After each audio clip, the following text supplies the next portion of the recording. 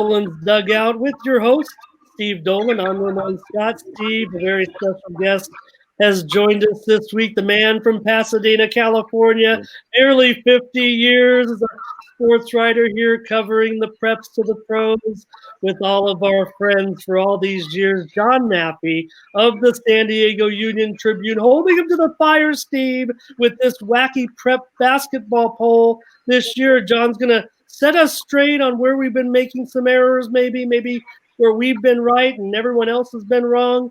John, thank you for joining us. Steve, thanks for getting John as our guest. Well, John, it's great to have you. As Ramon said, every week we basically start the show out by talking about the poll that you do in the San Diego Union Tribune. First of all, John, how does the poll look this week? Many changes, or what's going on from 1 to 10 plus other teams to watch? Steve, not too many changes. 1, 2, 3, 4, still the same. Or actually 1, 2, 3. I'm really glad that Parker and Foothills flipped 4 and 5, and that Parker beat Foothills at Cuyamaca and beat them up pretty good. Yeah. And I was and I think it took the voters a week to figure that out, and so they flipped it this week, which I think is deserving. I think, matter of fact, talking to Brad Leaf after that game, and they were tied for number 1 when they lost. And he says, honestly, I think we're the 4th or 5th best team in the county. I don't think we're number 1. And, and they hadn't lost in Cuyamaca and he said he couldn't remember 5, 6, 7 years. So, for Parker to go in there and run them off their own floor, I think they deserve, and, they've only lost, Parker's 18-2. Yeah. And they're very good. I've seen them twice now. And I'll see them again Saturday. So, that they have a nice club. And then after those 5, I guess it's changed a little bit because I know Mater Dei went down this week. They had a tough loss. They lost to a team that was well below 500. Right, and that stunned me because I went down and saw Bonita Vista at Mater Dei, and it was the first time I've seen beat up Bonita Vista before. And they have a good team. And I thought they put up a pretty good fight, and they did. But Mater Dei was the better team, and Melo Sanchez is a really nice player for Mater Dei. But and they win that game by 11, and then they lose to Eastlake.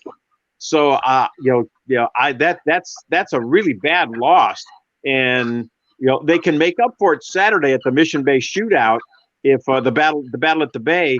Because they play Cathedral Catholic, so they can kind of make up in the power rankings if that's going to be a really important game, more important for Mater Dei than Cathedral. But Cathedral can make up some ground, or Mater Dei can make up some ground if they win that game. Now, John, I also know 2 East County teams are number 8 and number 9. Christian at number 8, and Helix has come up to number 9. John, the thing that I find interesting about Christian is that their only losses this year to the teams that were the top 3 before Foothills fell to Francis Parker. All their losses have either been to the Saints, Cathedral, or Foothills. So basically, when Christian doesn't play one of those 3 teams, they're undefeated. So I think Tim Brown's doing a pretty darn good job with that team. Plus, John Singer at Helix has got them up to number 9 now because they're not pretty high right now. Yeah, and as you know, Helix has played all their games on the road, and an interesting fact is Helix will play at home tomorrow for the first time in 2 years. They're going to have senior night in their gym without bleachers. Wow. And the bleachers still are not installed. But Damon Chase, I talked to Damon this morning, the athletic director, and Damon said, I went down to a meeting at Helix with the parents and Damon, and the parents wanted senior night.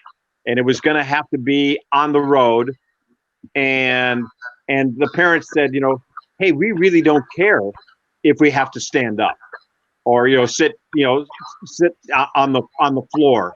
We would really like to have our sons and daughters have senior night at home, and so I guess So they looked into playing on the road. They looked into a lot of things, and I think, and Damon listened, and the parents wanted it at home, and they they said, we're not gonna rip anybody if we have to bring our own chairs or so really neat. I think they're gonna play tomorrow night at home without bleachers.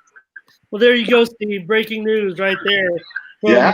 the legendary John Maffey, bringing that scoop in there. And hey, I don't know what Damon, like you said, maybe they'll just have folding chairs or be able to stand on the side around the baseline, wherever they can get a spot, I would guess, in this one. But I think that's awesome. Any indication, John, did Damon say maybe they could get a playoff game or two with some bleachers? I believe the timetable is set for mid to late February. Did he say that was still the case? Right, they're keeping their fingers crossed. And I'm trying to remember the exact date, but he said that the bleachers were supposed to be delivered sometime between, I think, the 7th and the 14th of February, and it's going to take them a week to 10 days to get them installed. They have to install them left and right or right and left. They can't install them both sides at the same time. So because it's not in the budget. So he was looking to reach out to people to see if he couldn't get a donation or something to have them pick up the pace and put them in at the same time. And that way would cut the installation process down to a few days rather than a week or 10 days. But he has no control over when they're delivered.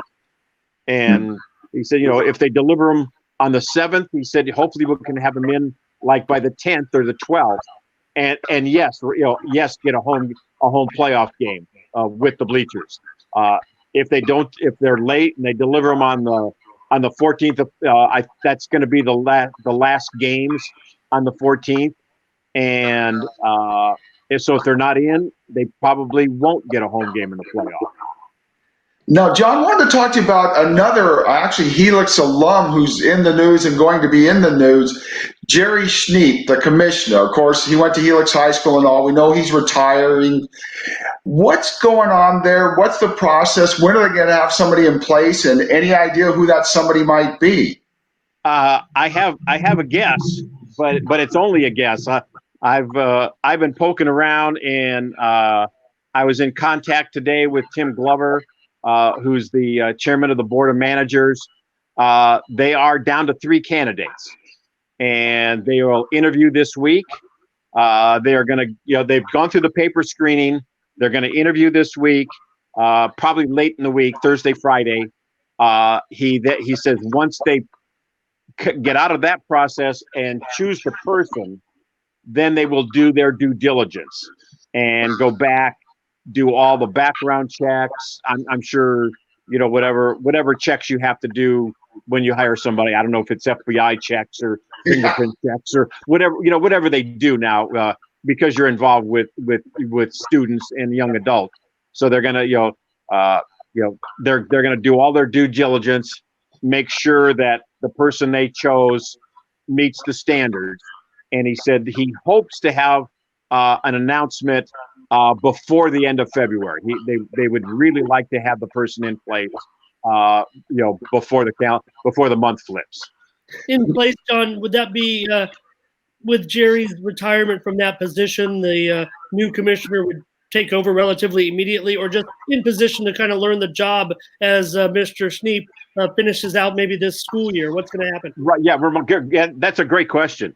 My understanding in when I went to the board of managers meeting was that if they can get that person in there, and that person is going to be a person with a fairly good job, so he's not going to be able to just leave that job and jump right in, but they want him in there as quickly as they can. Jerry and John Labita will go through the end of the year, end of the school year, and they would like the new person to come in as much as he or she can, and learn the ropes and look at the budgets and find out what exactly is going on, and that person will probably be in place like July 1, July 15th, something like that. Now, John, something I learned during my days at San Diego State doing media relations, when there's an opening like this, you have to be very careful as far as like who the candidates are and all. Because I know one time we announced the 4 candidates, and one of the 4 didn't want us to announce her name. Can you say who those 3 candidates are, or give us any sort of background on them, or how far can you go on that right now? I don't know for sure. I have educated guesses, and they are strictly guesses. I have some guesses too, and I'm way out of the loop. But I mean, I could just start throwing out some names, and maybe John throw out some names, and I'll tell you if you're right or wrong. I think one of the leading guys from out here in the East County would have been Brian Wilbur, the athletic director of the Grossmont Conference. Absolutely. And maybe another one might be Amanda Waters of Carlsbad High School. Not from what I understand. But Amanda, I think, would be a very strong candidate for the assistant commissioner spot. And maybe someone is still might be involved still at the CIF office might be up for a promotion or for that position. Maybe I'm not sure, Steve. Ron Marquez is probably number 3 in charge. Ron, I understand, would be also a candidate for the assistant commissioner job. Okay. My understanding is that Joe Hines, who's from the South Bay, is a very strong candidate.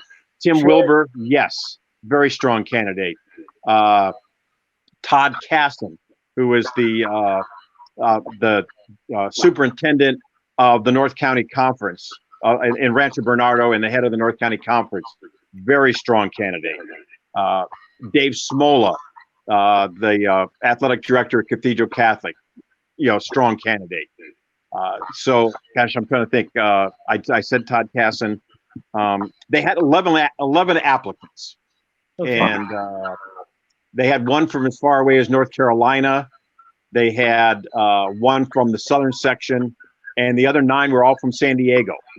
So, and they decided. What I really liked was they reached out, someone reached out to them. A search firm reached out to them, and it was going to cost them $30,000 for the search firm to recommend candidates. And that's when Mr. Glover just went, you know what? We don't, he looked at his list and he goes, we have great candidates already. We don't need to spend $30,000 for someone to confirm that we have great candidates. So I think of the people that I know that applied, and I think they are going to get, I would, Brian Wilbur would be great. Todd Castle would be great, and Joe Hines, I would just be sensational. Yeah, some important people there, Steve. I wanted to ask one more note, Steve, of John on the prep scene. I saw Eric Sondheimer kind of retweet some information today about the percentage of transfers that are starting to take place, and maybe we're seeing an even higher concentration of transfer. I don't know if you saw those figures, John, and it might have been just relating to the southern section, or maybe it was for the entire state. But something to the effect of immediate non-residential transfers were up like 69% year over year. I don't know. I don't remember what I saw, but what have you heard? And our transfers up right now, and we just saw some high-profile transfers here in the county today. Yeah, Ramon, good question. I think the southern section, especially in the Trinity League, it's quarterback dominoes up there. I transfer in to Steve's school, and I'm a quarterback, and I beat Steve out. So Steve leaves in a huff, and he goes to your school, and he beats you out. So you leave in a huff and go to Adam Paul's school, or to Terry Monahan's school, and you beat him out. So Terry Monahan leaves. So it's not that way here. We do have transfers, obviously. Our transfers among athletes are holding steady at about 2%. 2% of all athletes in all sports. And I think that's, I talking to Jerry, Steve, Jerry's really and it's 2.1 to 2.3 down to 2.1 up to 2.4, but it's 2 point something. And so he says it, very much holding steady at 2%. Yeah, and he's always been real clear whenever he's been pressed by the media on that point that, maybe it's a little bit overblown. Maybe it's because maybe some of the more elite athletes are the ones that are being recognized as transferring occasionally. You've got to consider all the sports, right? I mean, just because one top player on a basketball or a football team, it really doesn't matter, even in comparison to a bench warmer on a girls' lacrosse team or something. They're still involved. They're still part of the statistics. Right, and what do we as reporters? What's news to us? Like you said, the girl who's second string in the lacrosse team, or a field hockey player, or the quarterback, from Westview who transfers to Lincoln. Benjo O'Brien, one of the top receivers, transfers from Westview to Lincoln. So what are we going to report? We're going to report on the football player, the basketball player, the boy. There were some really good girls basketball players who transferred last year. So, and that's news. So, yes, the high profile transfers are the newsmakers. Hey, Steve, speaking of guys who went to a couple of high schools in San Diego during his career, how about the guy who should have won the most valuable player of the Super Bowl yesterday? Yeah, what, I was going to ask John about that because, I'm with you. There was a guy in the Super Bowl, he scored 2 touchdowns, and I thought he should have been the MVP. And, John, I know you're doing a story in tomorrow's paper on him, Tuesday morning's paper, on Damien Williams. I know Damien actually started here in East County at Elko Valley, went to Kearney, ended up at Mira Mesa, but I believe you've talked to some people who coached him, maybe played for or against him and all. Talk a little bit about the story you have in Tuesday morning's paper on Damien Williams. Yeah, I was fortunate today because I kind of got a late start on it, but talked to Gary Blevins, the old coach at Mira Mesa, and Gary was just effusive in his praise. And they've had 7 NFL players from Mira Mesa, and 2 Super Bowl running backs. Michael Pittman should have been the MVP of Super Bowl, was it 37 in San Diego when Tampa Bay beat the Raiders. Yeah. And I think I agree that Damien Williams, the quarterback wins it because that's the sexy position. Mm-hmm. And not that Patrick Mahomes, he was really good, but he was really good late. And I'm in a way, I'm glad that he won it, because it shows that they didn't vote with 5 minutes to go in the game like they have in the past. And my suggestion always to the NFL was, and to any bowl game, you can't poll 400 media members. You need to have maybe a blue ribbon committee of 10 or 15 and wait till the end of the game to name your MVP. So I think by waiting, Mahomes rallies them at the end and they win the game. And I think that blue ribbon committee was, I don't know if it was, I think it was between those two, between Mahomes and Damien Williams. And I would have, it would have been nice to see a local kid get it. I also spoke to Paul Gomes, the old Escondido coach, and Damien Williams played his last game against Escondido and was knocked out of the playoffs in 2009 by Escondido. And Paul was great. He says, man, that kid was special, and he said, we schemed against him, he said he was just, and that was a year, 2009, the All-CIF team, and I'm trying to remember these off the top of my head. Ricky Seal played in the NFL. Damien Williams played in the NFL. Tony Jefferson, Kenny Stills, Stephon McClure from Vista, Mustafa Jalil from Cathedral, and the other running back from Scripps Ranch, who I'm drawing a blank on his name. But there were, 7 to 8 to 9 players on that all-CIF team that played in the NFL. Yeah, I looked at that Williams season on Max Preps. Was it a 2,200 yard season for him his senior year? I think it was 22 or 24.97 with 24 touchdowns, and he had 39 tackles on defense, and he returned punts and kicks. So, I mean, the guy was on the field a lot. Yeah, it's interesting though, John, because Damien was great in high school, but he didn't get the publicity. Let's say that maybe when you think about guys from San Diego, you think of Marcus Allen, you think of Reggie Bush, the publicity they got and all. Because when Damien was in high school, we'd all heard of him and all, but he wasn't exactly thought of in the same light as guys like Allen or Bush, and of course Terrell Davis too. What he did, he was a Super Bowl MVP, and yet at Lincoln, he wasn't exactly a big name like a Bush or Allen. Right. And he, Damien took kind of a circuitous route. He went to Arizona Western in beautiful Yuma, Arizona, where you and I are very familiar with. Oh. And there, Yuma has really grown up. It's really kind of a nice town now. But back when the Padres trained there, and then in 2009, they were just starting to make those improvements. And Arizona Western is on the far east end of Yuma and probably 10 to 15 miles out of town. And so if you don't have a car, you're stuck. You're stuck in the dorms there. And Gary Blevin said, you know what? It was probably good for him. He got away. Arizona Western is a member of the NJCAA, National Junior College Association. So he was on scholarship. He was able to crack down, on his studies, work hard on the field, and that paid off in a scholarship to Oklahoma. So, I'm a big proponent of junior colleges, and it worked out very well for Damien.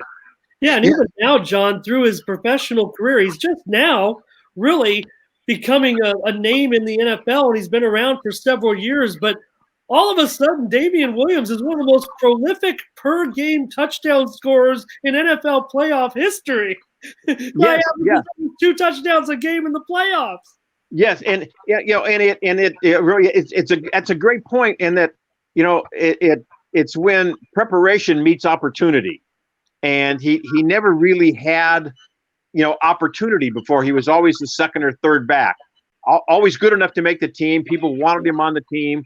And Coach Reed wanted him on the team at Kansas City, and they use a lot of backs. They run a lot of guys in. And when Damien got his chance to play, he ran with it. He and that's why he showed in the playoffs. I'm a guy. I've been waiting my chance, and my legs are fresh, and I'm ready to go. And Steve, before that comeback by the Chiefs, when the score was 20-10, 2 of the best 3 players were from San Diego. Fred Warner had that big. Granted, maybe Bosa was a menace. I mean, he was kind of the MVP of the game, I thought, when the score was 20-10. But Warner had the big play that caught everybody's attention with that interception. And remember, Steve, I said, hey, let's throw a couple bones on Fred Warner to be the MVP last week. Yeah, I know. Moni mentioned that, John. He mentioned the possibility of Fred Warner. As you know, you can talk more about him having gone to Mission Hills and all. I mean, was that much expected of Fred Warner? I mean, from the time he was at Mission Hills and all, or talk a little bit about the path that he took to get to the NFL too. Fred Warner was a monster in high school. Yeah, and that's another thing when I was talking to Paul Gomes today, because Paul was in the same league. Escondido is in the same league with Mission Hills, and he just he was San Diego should be so proud of all the players that were in that game, and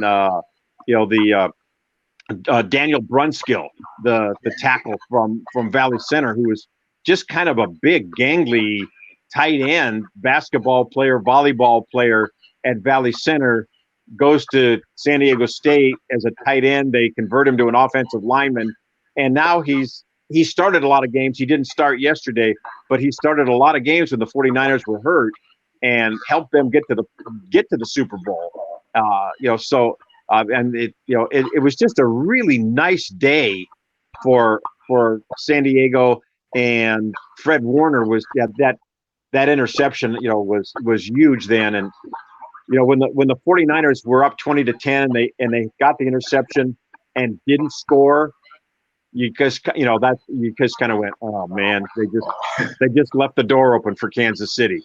And you go up 27-10 there, game might be over. But at 20-10, you let them back in it. Yeah.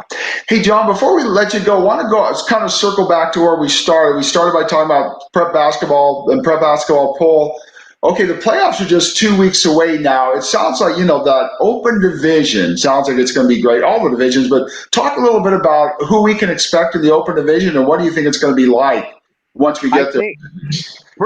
Pretty much the top 8 teams it's an 8-team open division playoffs. All 8 teams in the open division advance to the Southern California regionals. Right now, and I just went over it just a little bit ago. St. Augustine is number 1 on Max Preps, and that's how they're going to go. The CIF will see with Max Prep, but St. Augustine needs to beat Cathedral tomorrow in order to hold that number 1. If Cathedral sweeps St. Augustine and they beat them Cathedral beat Saints by 2 a couple of weeks ago down at Saints. So if they split, Saints will keep the number 1. If Cathedral beats them, no matter if they 1 and 2, the way our section works, Cathedral will jump them to number 1. So those 2 teams will end up being 1 and 2. Foothills is right there. Francis Parker is right there. Poway, very strong candidate in the open division. Christian is right there. I think Christian is 9 right now, but they're like 0.1 out of and that's kind of, and we'll get a good read because Christian plays in the Battle of the Bay on Saturday at Mission Bay, so they're going to get a good test. So there's I think that there's 8 or 9 teams, probably 9 teams for 8 spots. Will be some shuffling here in the next couple of weeks before we get to the end, but 1 and 2 is going to be interesting, and 8 and 9 I think are going to be really interesting. Who do you think the player of the year is going to be, John? Agbo looked like he was the top player heading into the season, but Hopch has been great for Saints. The Cathedral guys have been great. We have Garam out here, kind of a jumble, kind of like the teams themselves heading into when we get to the postseason. I don't think absolutely 1 and 2, but I'm not sure. These other teams are definitely in the mix. Right, and I agree. There is no super team right now, and there is no super player. Chibuzo Agbo is a really good player. Luke Hop, there isn't a player in the county that plays harder than Luke Hop. Yassine Garam, I love Yassine. I love his game. I love the way he leads. Kimo Ferrari, don't go to sleep on Kimo at Parker. He is an outstanding player. Why have they been so hot, John? They didn't come out of nowhere, but to a degree they did to us pollsters because their rise has been so rapid over the last 3 or 4 weeks. Yeah, they weren't ranked 4 weeks ago, and this week they're number 4. So they don't have a player over 6'2", so they get out and get after it, and they shoot the ball like crazy. Kimo runs that team, like a master point guard, and he's got really good players around him. They have great chemistry. I talked to Jim Tomei about his team, and they had really good players last year. They had 6'7s and 6'8s, and they won a lot of games. And he goes, guys didn't like each other. He said it was a horrible year. And he goes, we don't have a guy over 6'2" this year. And he goes, these kids make me laugh. They make this old crabby coach, they crack me up. And he said, I really enjoy this team. They enjoy practicing. They want to run. And, and for Brad Leaf to say they ran us out of the gym, and that's what Foothills likes to do. Foothills likes to run, and Parker ran them out of the gym. So they are fun team to watch. Now, John, it's interesting when you talk about, Francis Parker just a few weeks ago was not ranked, and now they've risen to number 4. I mean, what came to mind for me right away, another team in town that was not ranked, a month and a half ago now, they're number 4 in the nation, San Diego State. So it is funny how you have those types of teams that nobody's looking at early in the season, and all of a sudden, here they are. Yes, yeah, and it can happen. You're overlooked, and let you sit, And you guys have played. You've been on teams where really good teams, and you hated the season, and you're on a team where you go, boy, everybody gets along. This has been a fun season, and I think it's been a fun season for them. It's a fun season for Saints. Cathedral's an interesting team because they have so many stars on that team, and I don't think that there's discontent on that team, but it's interesting because there are so many stars. What the chemistry is there, and I'll see them again tomorrow night, and kind of get a better feel, for them, and what that chemistry is like. If they'll have the home crowd behind them, and even on a Tuesday night, I'm sure that place is going to be going crazy. And you see, Steve, where Helix and Christian are positioned, not only in the media poll, but in those Max Preps rankings. One of them could end up in the open division. The other might end up in Division I, where they'd be an immediate contender. And interestingly, John, the only other contender I see out of here in the other divisions, it looks like to me, might be Granite Hills. Our teams are kind of, down a little bit as far as in their particular divisions. Of the Eagles are the team that I see that might have the best chance for a boys CIF title in their division. But just thought it was interesting where Christian and Helix are positioned as we approach the cutoff. Yes, yeah, and things run in cycles, and I think Granite's got a nice team. It's West Hills has kind of been up and down over the last couple of years. Grossmont was up when they had Tommy Rutherford, when they had a really star player, so it does kind of run inside. It's nice to see Helix back, and with John Singer, and John I think is really other than he has to practice off campus half the time, but and play all his road games, but John's having a really good time with this team. Yeah. And Steve, tomorrow, I looked it up. I messed up the show a little bit by playing Max Preps in the background, those loud commercials that come on, but I just had to check and see, John, Helix is going to play West Hills tomorrow in that game. Be interested to see what the walk-up is. It sounds like such a unique atmosphere. I'd be tempted to check that out because of the scenario that you described with actually maybe no seating or limited seating on a senior night. Kind of sounds like a cute little scenario for one game anyway, a special story, if you will. I think it's going to be fun, and they've done a really nice job refurbishing the gym. The gym looks great, and new backboards, new floor, new paint job, new clock, new concessions, and they have a really nice. The trophy case has a really big section of the old floor in it. And so it's really kind of, they just didn't throw the floor away. They cut it up, put a big section there, and they're giving pieces of the floor to players and parents.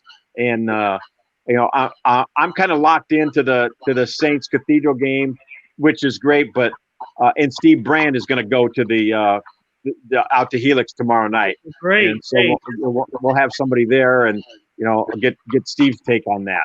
Yeah, and it is, Steve, probably the last. Grossmont's having a pretty nice season, but West Hills is kind of the last contender, and Helix has rolled through league competition. They're on a long winning streak right now of 9 or 10 games and undefeated in league. But maybe West Hills and Kyle Dobbins has kind of been one of the best players out in the East County this season. And Steve, West Hills might have the best chance of those Hills League teams to knock off Helix, but they're going to have to do it at home. And Helix's quote unquote new gym. New gym. New bleacherless gym. A lot of history.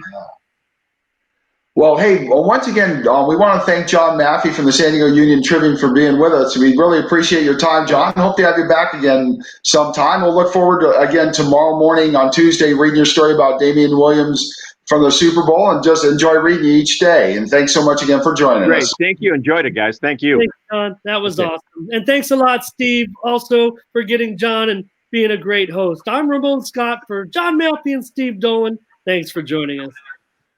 Good night. Good night. Thanks, guys.